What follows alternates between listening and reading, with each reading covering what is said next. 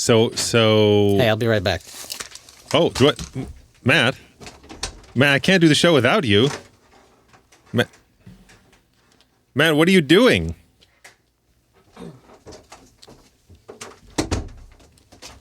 Hi everybody. Welcome to the Matt Show. And no, you can't come back. I was just doing the show. I forgot to turn off my central air.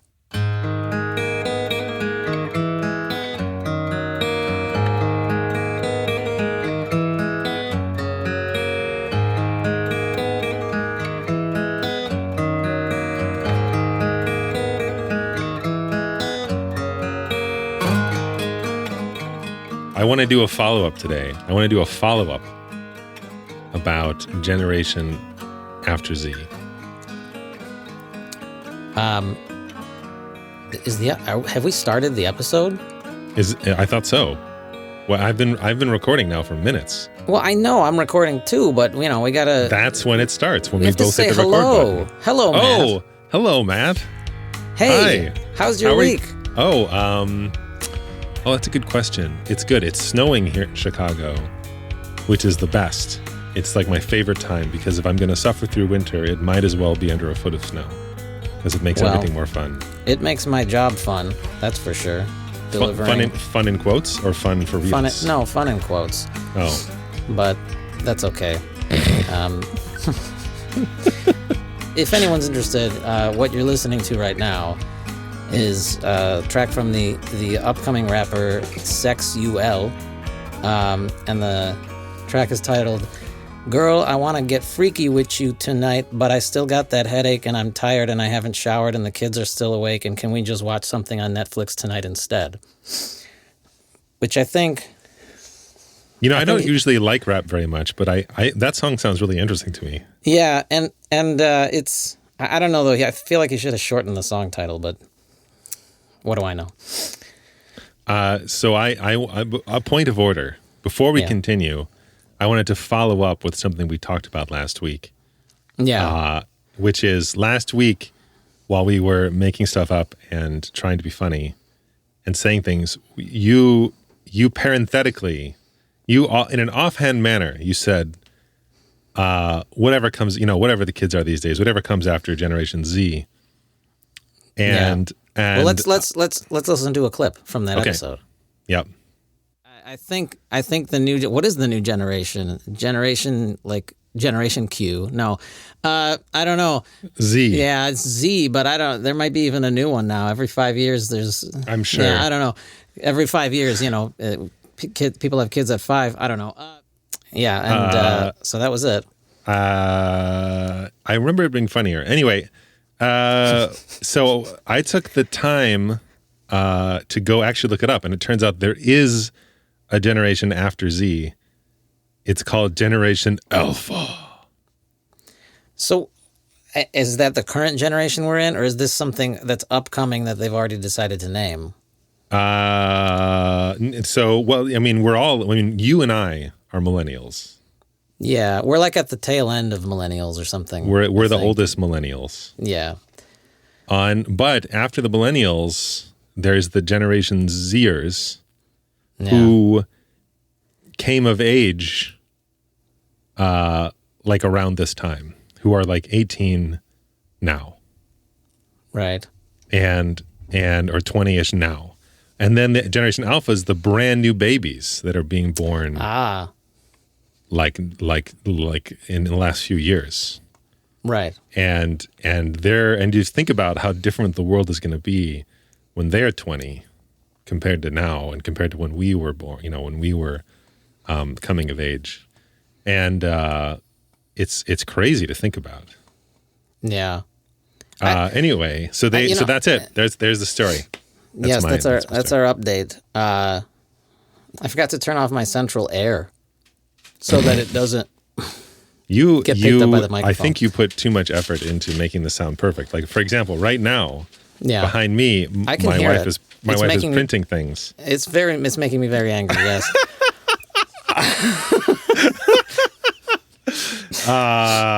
And just crinkling paper arbitrarily, as she does sometimes. Yeah. This is what it's like to be in COVID times, It's like, unacceptable. And all the spheres of my life are overlapping at the same moment right now. I'm sorry. Anyway, what were we talking about before you so rudely interrupted? This is all going to get edited out because of the printer in the background. So I don't care what I don't care what you say. You have to put some kind of message for the people who are searching, like who are like, man, this episode's so short. It's like they lost 10 minutes. What happened? Yeah. And you got to do this little note. I'll record something on my own later on, and you should record it. You should talk about how important it is to have a good recording setup before you record the podcast. I've got a science article I wanted to share. Okay, sure. Is this going to be a recurring thing, or is this just like a one-off? I just read this. I don't know. It depends on if there are any interesting science articles that exist in the future ever again. Yeah, good question. Okay, great. I'm ready. Well, no, this is just a physicist has worked out the math that makes paradox-free time travel possible. And I don't know, it's the whole thing where if you go back in time and stop your parents from meeting, or kill your grandfather or whatever, and then you'll never be born to go back in time to do that in the first place. And it's like this paradox. Sure. And so this is from sciencealert.com. And that sounds reputable. I don't know. And this is I think this was a physics student. So come on, what does he know? Jermaine Tobar from the University of Queensland in Australia. He said he worked out how to square the numbers to make time travel viable without paradoxes. Not necessarily that this is true, but he says it's like theoretically not going against the laws of physics. Did you say Germain? I guess. I don't know if that's how you pronounce it. Germain. That sounds like a woman's name. It says he. Okay. I mean, whatever. It's Australia. They don't know. They're all backwards over there. It's technically upside the other down. way. It's technically upside down, not backwards. But yes, I understand what you mean. Yes. By the way, that is a myth that the toilets flush backwards. Okay. Is this another article you're going to share? No. Okay. Side note, we'll probably have another update follow about up with that. Yeah. Next time. Well, so what he's saying is that the calculations show that space-time can potentially adapt itself to avoid paradoxes. So imagine a time traveler journeying into the past to stop a disease from spreading. I guess that's a fitting topic right now. If the mission was successful, the time traveler would have no disease to go back in time to defeat, right? But Tobar's work suggests that the disease would still escape some other way through a different route or by a different method, removing the paradox. So it's like whatever you do in the past, everything will somehow find a way to become exactly the way it is now at this moment. And he says the math checks out.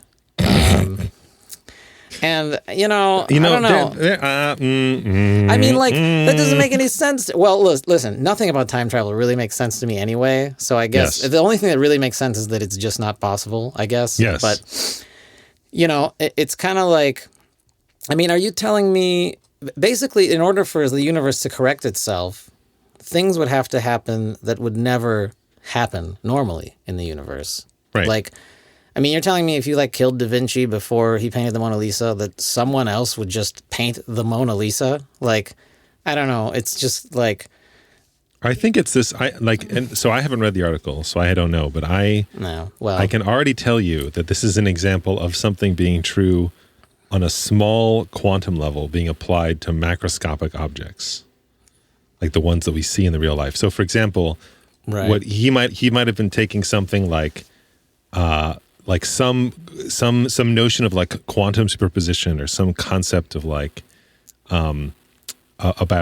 our observability of things at the very small scale and the time travel capabilities of a particle, and then either he or some reporter said, well, what if it was Da Vinci, or what, instead of just a particle, right? And then those are that's like a level mismatch, right? Like it's not it's not true that the rules that govern things at one level of existence also governs the things at another level of existence, right? Yeah. Because particles behave this way does not mean that humans behave this way, for example. It's like a tunnel vision. This guy he's focused, bent over his desk, focused on this one particular problem in his one particular field, and then he's like extrapolating it or whatever into like a larger scope that isn't even necessarily.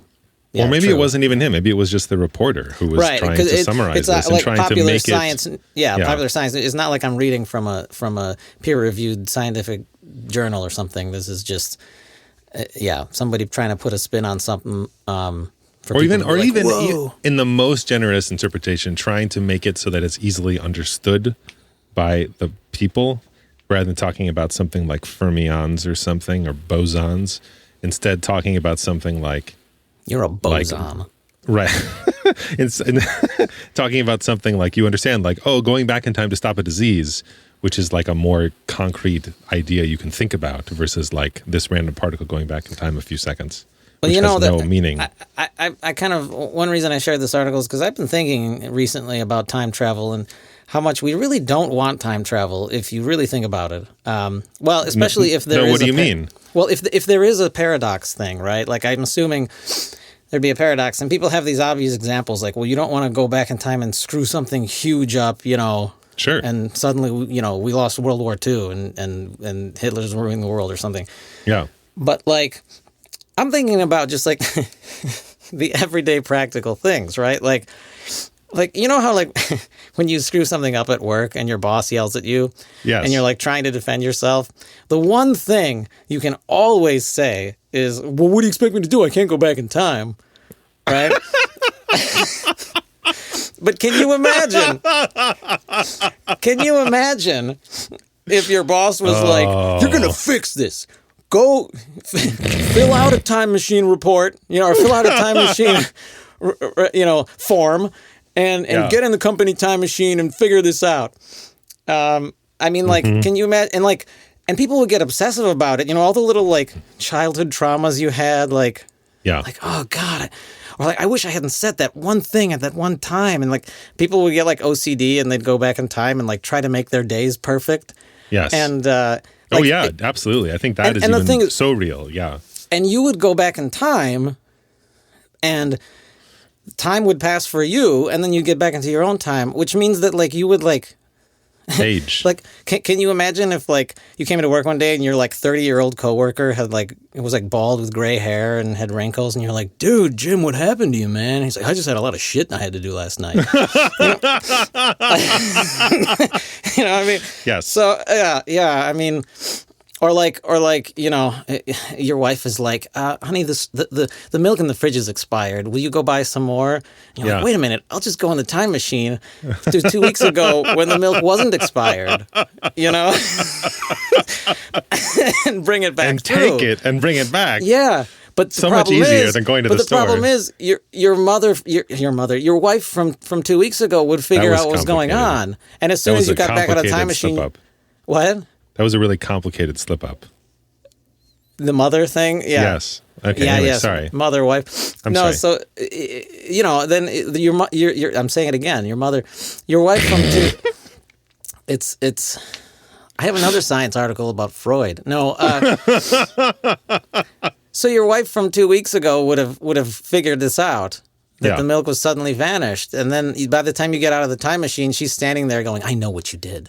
So you wouldn't even, there'd be all these like little like unintended consequences. They would just create more problems in our lives. Yeah. I agree with you. It's not good at all. We have a Mad Hat because we are Mad Hatters, and we choose hats. We choose topics out of this hat. We don't choose hats. Well, we did choose hats. We've stopped choosing hats. The hat chooses us. So we're gonna consult with the Mad Hat. But first, this podcast was brought to you by Phlegraunzia. Are you tired of those unsightly nose hairs that just keep coming back? Are you fed up with that awful odor that's there every time you get in your car, no matter how many times you clean or how many different air fresheners you try? Well, now there's Phlegraunzia. With Phlegraunzia, carpet stains are a thing of the past. Just log into your free account online, follow the easy-to-navigate setup guide, and start growing your audience in minutes. It's that easy. Phlegraunzia's patented formula has been tested extensively by leading pediatricians to ensure that your home is protected from unwanted prowlers, so you can sleep soundly at night knowing your body is getting the support it needs to succeed in getting your business up and running. I just turned, I can see you laughing. 4 out of 5 dentists recommend Phlegraunzia as the #1 brand of moisturizing cream for people with sensitive information that needs to be protected from cyber attack.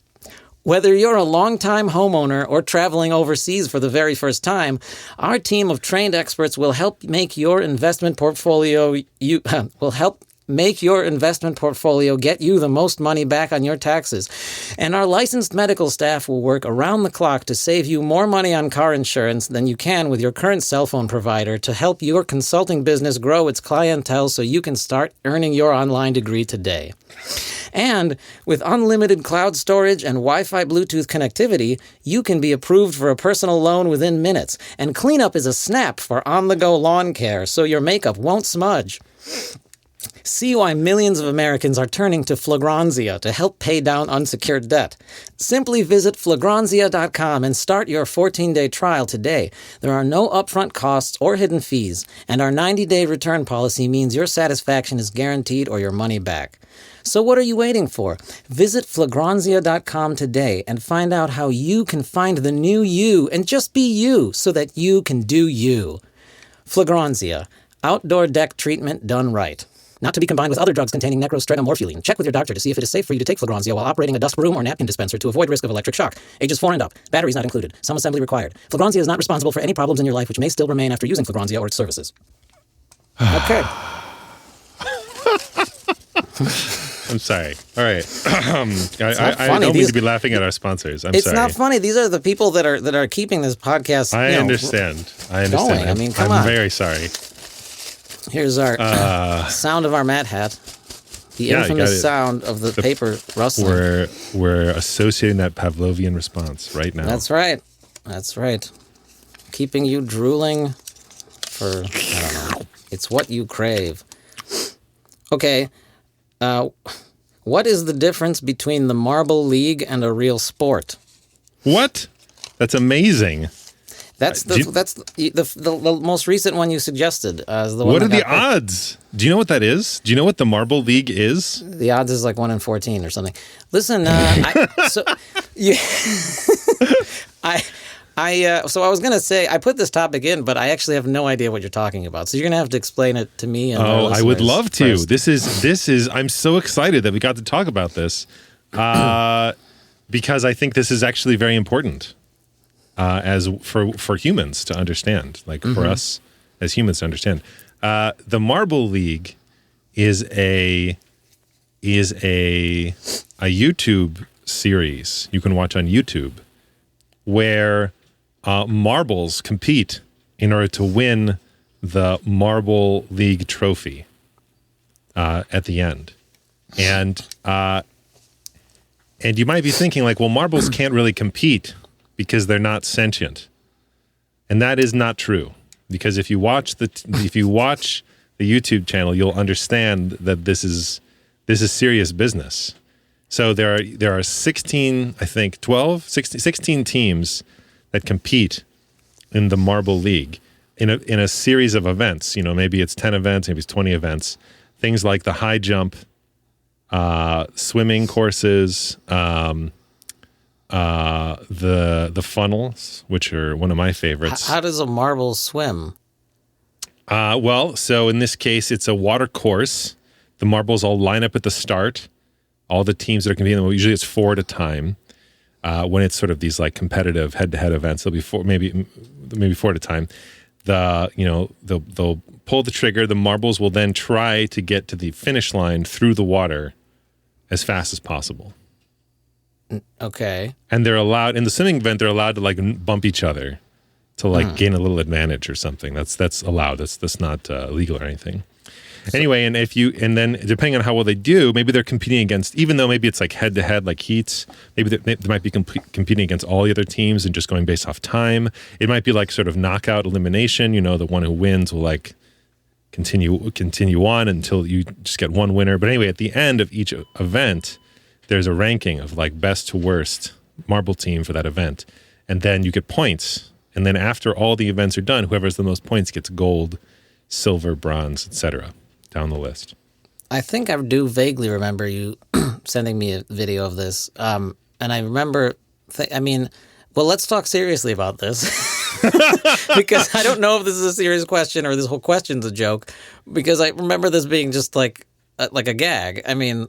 It's sort of a gag. Like on one hand, like marbles are not sentient. And it's just marbles. And they're just rolling down a course. And in some sense, like... who is going to win is random or maybe even totally predetermined by physics or something, right? Right. But on the other hand, there are these teams of marbles competing. And there are coaches who get fired, and then there's when they screw up, or sometimes there's like a fan who'll like run onto the field in the middle of the event, and they have to stop competition. and anyway, so this has been going on for many years. And it's somewhat popular. It was actually, they were looking for sponsorships this summer, and John Oliver sponsored them. So, which is amazing. So the summer Marble League went on, and now of course they're in the middle of the Winter Marble League, which is going well. I haven't kept up with it this winter as much. I'm waiting until a few more shows come out so I can watch more at a time. But anyway. So the teams are also important. There's actually maybe 30 teams that try to get into the Marble League. And so these teams provide, so they are real teams. I mean, they're marble teams. I thought this was just like one guy making a YouTube video with a bunch of marbles. But that's also true. But there are marbles. So for example, I was thinking, well, maybe there is like people who like submit their marbles to compete. No. He owns all the marbles. Okay, all right. So his name is Jelle. I think he's from Finland. Well, listen, this is not a sport because it's not.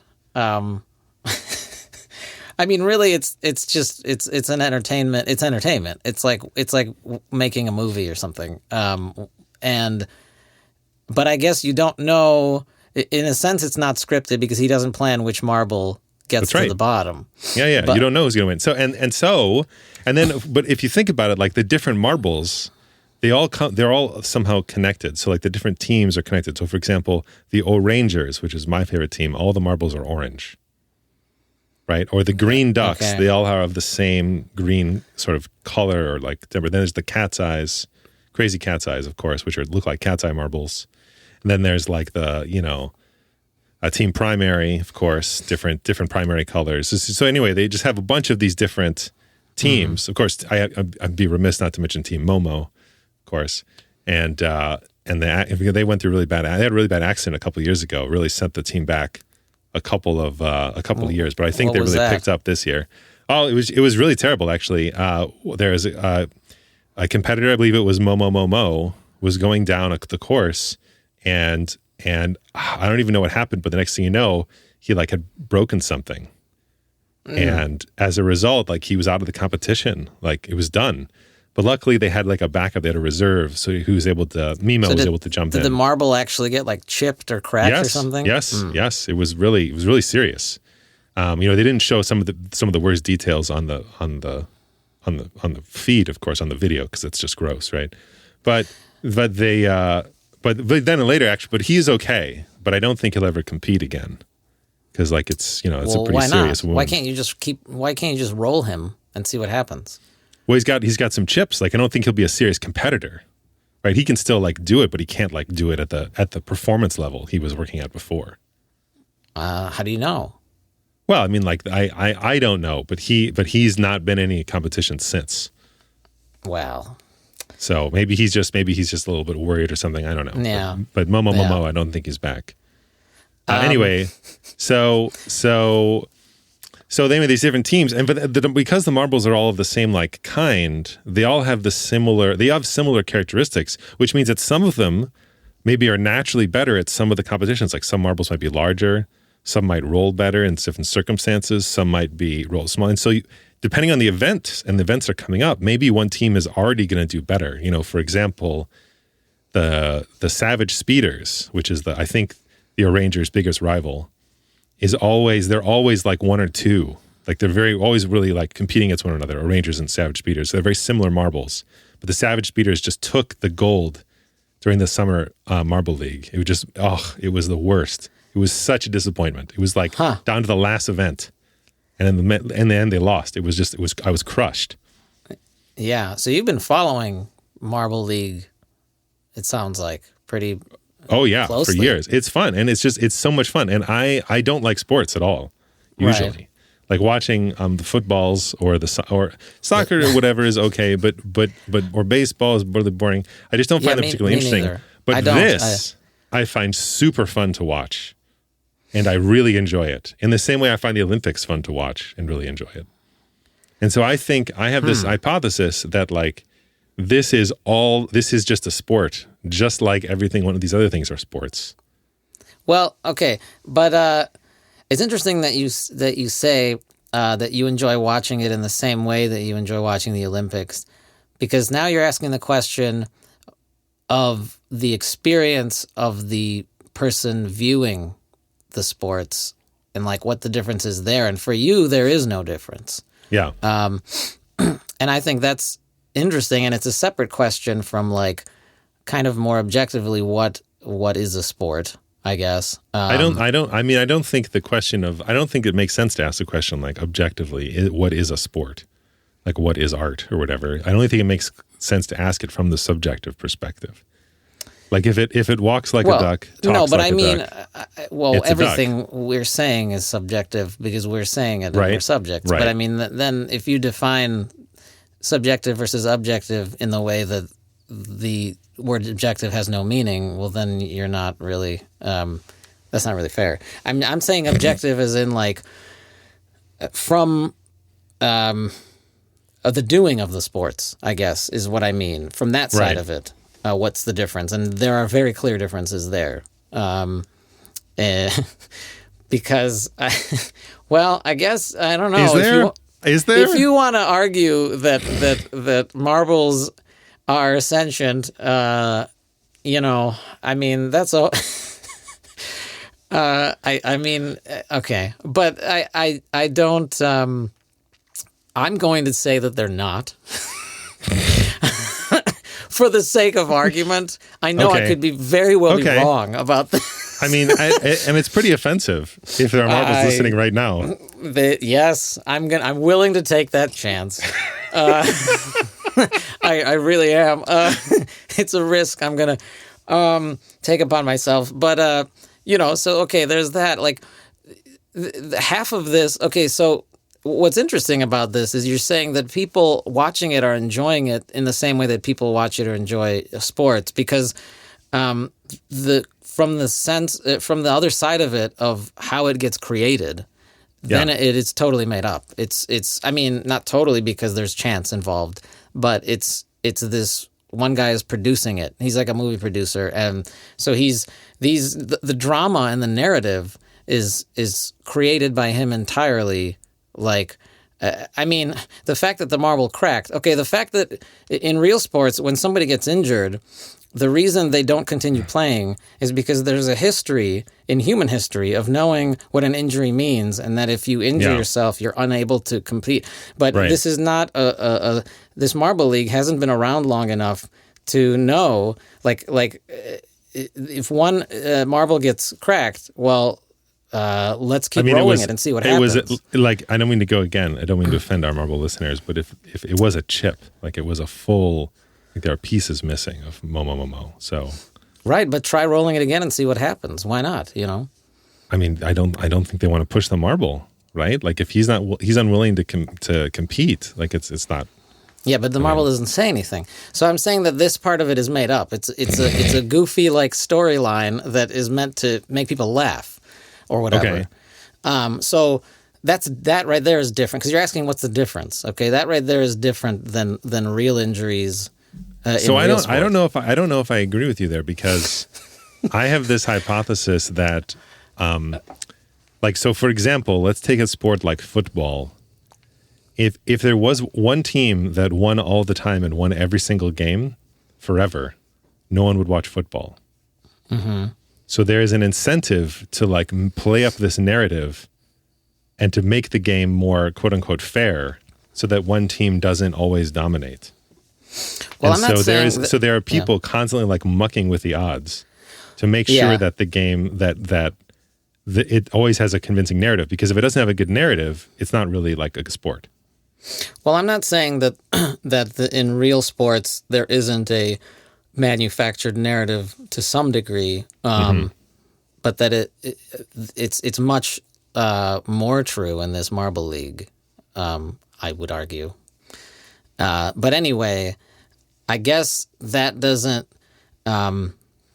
necessarily hinder the enjoyment of the sport. And I see, I'm thinking of a better comparison to the Marble League and asking the question of whether it's a sport, or maybe just another comparison is anything that involves gambling that people place bets on. I was going to ask, do people place bets on? Oh, I'm sure. So I helped my son to run the fantasy league for our friends for this over the summer, and it was excellent. It was really fun. Yeah. Yeah, but I'm sure there are betting leagues on marbles, just like there are betting leagues on football.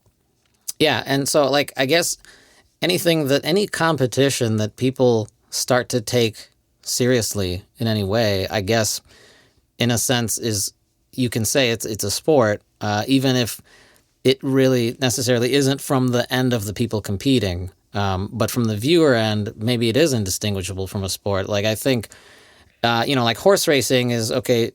There's people that bet on that, and they don't know how it's going to turn out, and people bet on all kinds of sports. But I don't know if, maybe I can't think of an example, but I'm sure there are things that people gamble on that are not people competing. They're just chance, things that don't, even roulette, you roll or whatever, you roll dice or something and you don't know what's going to happen, and you're rolling them, but you're not has nothing to do with your skill, or a slot machine. And I guess that's not a sport, but I feel if there was a whole something that's a competition of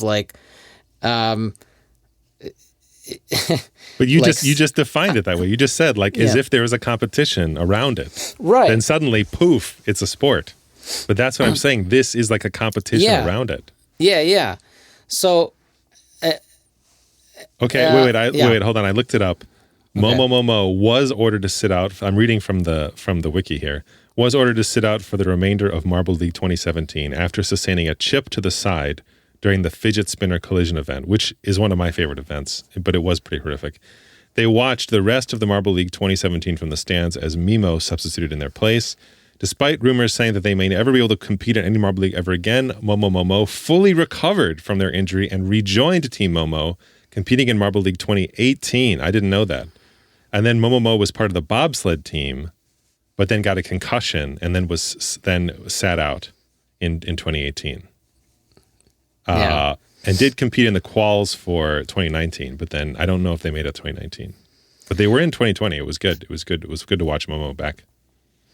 I guess the question I'm interested in at this moment is, what's the difference between a sport and just straight up gambling or something? If I were to go outside and watch leaves fall from trees and be I'll bet you that leaf is going to fall off the tree next, and the other person says, no, I'll bet you this one is, and we start cheering on the tree, and then one leaf falls and one of us wins, is that a sport then? Yes, I think so. I think for me, who is not a participant, yes, that is equivalent. Because playing, so then is, I feel that is one element, playing the just doing a scratch off or something, or playing the lottery where you're just individually playing and other people are playing, but there's no what's the word I'm looking for? Like not footage. Nobody's like covering this story as like a news story, right? There's no like and this person's scratching. Like it's not presented to a viewership, and yeah, I think that's a big element in sports. Yes, I agree. And that's, I think, probably what you're getting at here, because, yeah, there are things you might do yourself. There are games that we play on our own, but it's not a sport because there aren't other people competing with us, and then that competition is not kind of televised or presented to an audience of non-participants. Yes, exactly. Like and like so for and to like give you an example, like I have an O'Rangers t-shirt. You know, like I actually have branded merch. Oh, O'Rangers, yeah. Yeah, the O'Rangers. I mean, O'Rangers, the team, my favorite team, the O'Rangers. Yeah. O'Rangers, as we say during the games, to help cheer our teams on. And so like you can even buy merch and like have stuff. I have a sticker on my laptop that's like, you know, O'Rangers. And so like it is I see them as totally equivalent. And if you have not watched the Marble League, any of the Marble League, it is worth it to watch a competition, because it is so much fun, and it is fun how into it you get as you know, if you don't know anything about marbles, you don't even know anything about the teams, you'll suddenly be like, oh man, I'm really glad that like Team One was doing really well, or Midnight, maybe you're a Midnight Wisps fan, and that's okay. I'm not judging. This Marble League is almost like a sociological experiment that is trying to get at the core of what it is that appeals to patrons of sports, not necessarily athletes, but patrons of sports. What it is about sports that makes that a sport for people who watch sports. And it's preserving just that, and kind of like getting rid of or not including other things that are not necessary to that, I guess. Yeah. And so anyway, I want you, Matt, because I know you haven't seen this. I want you, Matt, to go watch one. I have watched one. I remember now. You sent me a video and I watched one and I was like, this is funny and weird, and then I kind of forgot about it. I didn't realize it was like that people got into it like this, that it was like this type of thing. Now with this new knowledge, I want you to go watch one, and I want you to tell me which team you think is the best team. How many do I have to watch before I like can really get a sense of? I don't know. It's up to. I mean, you keep going until you're like, oh my gosh, I am a Rojo Rollers fan. There are some of you out there. I know you are, wherever you are. Rojo Rollers, but you'll find out. Yeah, I don't even know. And make sure you watch like the A-League stuff. Like, don't watch the. I mean, again, no offense, but like, if there's some teams that don't make it to the league every year, you know, then they have to do like the second tier brackets. They do like a little qualifier kind of little mini thing. It's just not as good. They're just not as skilled at marbling. Okay, it's still weird because you are talking about this. You definitely have a sense of irony about it as you talk about it. So in that regard, you are different from a patron of traditional sports. You know what I mean? There is an element that's different there. I mean, you're like this. You understand that this is a big joke, yet you still enjoy it. We just any sports person left at this point was like, I'm out. No, I'm saying that that was the moment. You are thinking of this Marble League as a joke. Like, the things you're saying are betraying that you do think of it as a joke, but you're enjoying it as a joke as well as just the general fun competition of it. But I think that a lot of people who watch sports don't think of it in this tongue-in-cheek, ironic way. Yes, I wish they did. I wish they did, because it would be more fun. Because the opposite, which is when they think of it super seriously, it's just not. It's not fun for anybody. Yeah. Well, and I maybe can't that's believe they part. did that. Maybe that's Throw the part ball. of. Throw it. Now I think you're the one offending sports fans. I agree. I actually don't. Fire the coach. I think that's part of. Yeah, that's part of the reason why I don't like sports very much is because I'm like, well, if it's a game, then it should be fun. And so maybe what if I'm I'm expected saying to take it seriously, then I'm not going to want to participate, I guess. Maybe what I'm saying is that this is what sports should be. This is like idealized sports. Anyway, so you're on your to-do list is to go watch a thing, go watch a competition, go watch an event, and then next week or next episode, whenever we do this, you need to tell me what your favorite Marble League team is. Or what the best one is. It doesn't have to be, it needs to be your favorites, but the one you like the best. We'll see. I'm skeptical that I'm going to care about this any more than any other sports because I love video games, right? But I don't like video game I don't really like any competitions. I don't even like playing multiplayer games that are competitive. We should do a whole episode on that one Daigo versus Justin Wong Street Fighter 3 match. What? We could do a whole episode on that one moment because it's one of the best video game moments ever. Like in this sense, like in this sports sense. Oh yeah? Yeah. I don't even know. There's so much to learn, man. Oh, we'll have to save it for another episode, though. Anyway, I think it's about time to wrap up this episode. It is, and join us next time. It was good to chat with you, Matt. It was good to chat with you too, Matt. Other Matt. One of us should be named Other Matt. No. You're I'm the youngest of us, so I should be younger. Yeah. I'm the favorite. So I should keep the Matt moniker, and you have to just be known as Other Matt. Fine. Why don't we call you Big Matt, and I'll be Little Matt. Big Matt. Anyway, thanks for joining us, everyone. See you next time. To send you off, here is poet, philosopher, and folk musician Vanessa Lee Hutchins with a song from her Pulitzer Prize-winning album American Shadows. An understated, brutally honest, and deeply personal look at racial and economic inequality in New York City during the 1970s. Here's the album's acclaimed final track, Dance, Dance, Dance, Dance, Dance, Dance, Dance, Dance, Dance, Dance, Dance, Dance, Dance, Dance.